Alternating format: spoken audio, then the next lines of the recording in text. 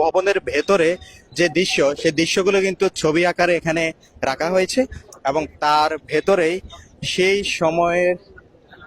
সময়ের যারা রাষ্ট্রের দায়িত্ব ছিল সেই সবদের ছবি এই জায়গায় লাগানো হয়েছে।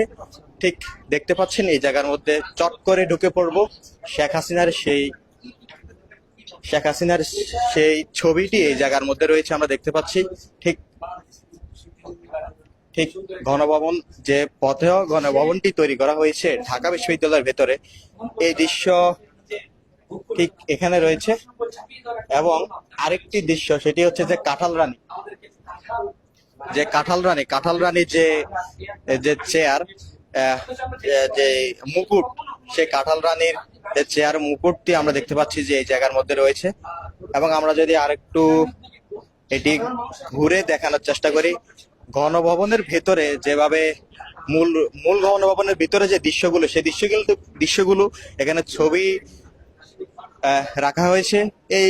সেখানে দৃশ্য আসলে ভেতরে কেমন, সেই গণভবনের একটি জাদুঘর তৈরি করা হয়েছে এবং সেখানে কিন্তু কিছুদিন পরে প্রবেশ করার সুযোগ দেবে। তার আগে ছাত্র শিবির তার আদলে একটি গণভবন, পথে গণভবনটি তৈরি করেছে এবং তৈরি করে এটি এখন এই মুহূর্তে ঢাকা বিশ্ববিদ্যালয়ে যে টিএসসির মাঠ রয়েছে এখানে রয়েছে।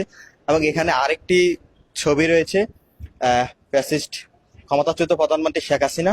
এবং আপনারা দেখতে পাচ্ছেন যে হেলিকপ্টারে করে পলায়নের যে দৃশ্য, সেখানে লেখা আছে, তোমাদের রেখে চলে গেলাম শিক্ষা সফরে। ঠিক এমনটাই লেখা আছে। এবং তার ছবিতে ভারতের যে পতাকার লোগো, সেটি এখানে রাখা হয়েছে।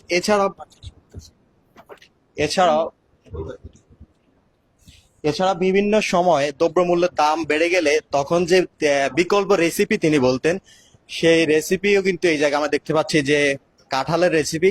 তাকে যে কাঁঠাল রানী বলা হতো, সে কাঁঠালের রেসিপি দিয়ে একটি বার্গার এখানে ছবি লাগানো হয়েছে। আমরা বাইরে যে দৃশ্য রয়েছে সেটি দেখানোর চেষ্টা করব। এখানে একটি 36শে জুলাই এক্সপ্রেস ট্রেন রয়েছে এবং সেখানে ভিন্ন আকারে শহীদ যারা রয়েছে তাদেরকে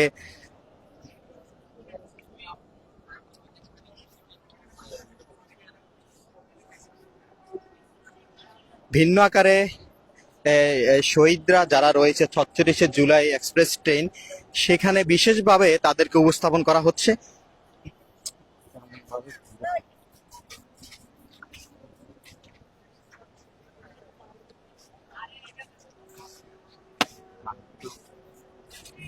এটি হচ্ছে 36শে জুলাইয়ের ট্রেনটি। আমরা ভেতরে প্রবেশ করব।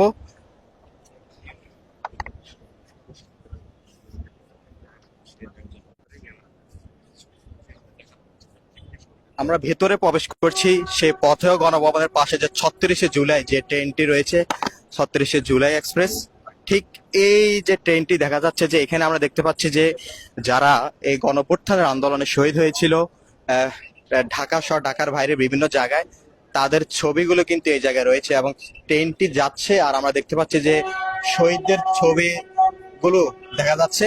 এবং এইটি দেখার জন্য সাধারণ মানুষদের উপচে পড়া ভিড় আমরা লক্ষ্য করছি। দেখতে পাচ্ছেন একে একে শহীদদের ছবি যাচ্ছে এবং যে জায়গায় শহীদ হয়েছিল, পুলিশের গুলিতে নিহত হয়েছিল এবং তাদের নাম পরিচয় দিয়ে কিন্তু এই জায়গায় দেখা যাচ্ছে।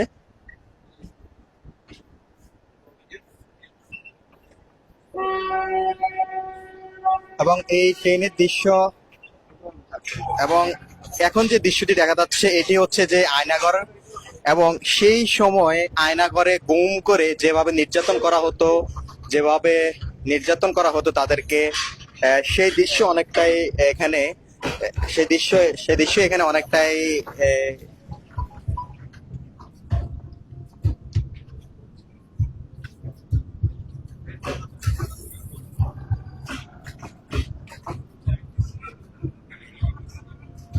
দেখতে পাচ্ছেন যে ঠিক সেটি ফুটিয়ে তোলা হয়েছে। সেই সময়ের গুম করে যাদেরকে নির্যাতন করা হতো সেই দৃশ্য আসলে কেমন ছিল সেটি প্রতীকী আকারে ডিজিটাল স্ক্রিনের মাধ্যমে আমরা দেখতে পাচ্ছি যে তুলে ধরা হয়েছে।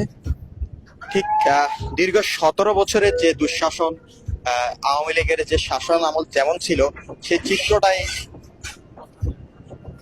চিত্রটাই অনেকটাই এখানে তুলে ধরা হয়েছে। আমরা একজনের সাথে কথা বলবো। আপনি কোন জায়গা থেকে এসেছেন আর এই দৃশ্য দেখে কি ভাবছেন? আমি যাত্রাবাড়ি থেকে এসেছি। এই নির্মম নির্মম দৃশ্য দেখার পর মনে হচ্ছে যে এমন স্বৈরাচার জালিম যেন বাংলাদেশে দ্বিতীয়বার যেন কোনো সরকার না হয় আর কি। সেই জন্য আমরা এই দৃশ্যটা দেখে মানে মানবিকতার সর্বনিম্ন যেই লেভেল আছে ওই লেভেলটা আমরা শেখ হাসিনার মাঝে আমরা পেয়েছি। এই স্বৈরাচারকে আমরা বাংলাদেশে দ্বিতীয়বার ক্ষমতায় দেখতে চাই না।